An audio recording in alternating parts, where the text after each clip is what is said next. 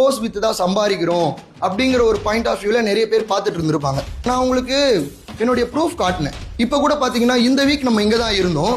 Almost நான் எடுக்கிற ப்ராஃபிட்ல இருந்து எல்லாமே உங்களுக்கு ஷோ பண்ணேன். நம்ம அந்த ப்ராஃபிட்ல இருந்து என்ஜாய் பண்ணுவோம், சாப்பிட்டோம், இந்த மாதிரி எல்லாமே பண்ணோம் இல்லையா. இந்த இடத்துல ஒரு 10 பேர் இருக்கீங்க. 25,000 ரூபாய் கோர்ஸ் ஃபீஸ். 25,000 ரூபாய் கோர்ஸ் ஃபீஸ்ல யார் யாருக்கு எவ்வளவு டிஸ்கவுண்ட் பண்ணிருப்போன்றது எங்களுக்கு தெரியும், உங்களுக்கு தெரியாது. கரெக்டா?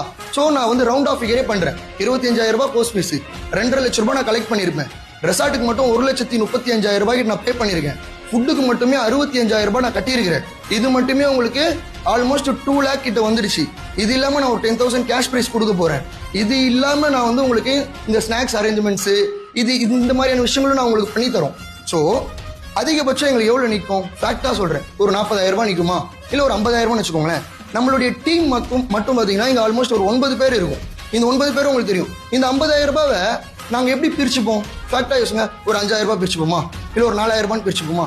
இந்த 4,000 ரூபாய்க்காகவா நாங்க இந்த இவ்வளவு ஹெல்த் இஷ்யூ, இந்த தூங்காம கொள்ளாம இருந்து சொல்லி கொடுக்குறோம், அண்டு நீங்க எப்ப கேட்டாலும் டவுட்ஸ் நம்ம கிளாரிஃபை பண்றோம். இந்த வெறும் 4,000 ரூபாய்க்காகவும் நம்ம பண்ணுவோம். இவ்வளவு கஷ்டப்பட்டு தங்களுடைய ஹெல்த்தை விட்டுட்டு உங்களுக்கு நம்ம சொல்லி தரோம் அப்படின்னா அது எங்களுடைய ஒரு பேஷனா மாறிடுச்சு. ஒரு டீச்சிங் பண்றதுன்றது ஒரு பேஷனா மாறிடுச்சு. இதே மாதிரி எங்களை மாதிரி இன்னொருத்தவங்க உங்களுக்கு நாளை பின்ன கிடைப்பாங்களான்னு கேட்டீங்கன்னா கிடைக்க மாட்டாங்க. ஸோ இருக்கும் பொழுது எங்களை யூஸ் பண்ணிக்கோங்க.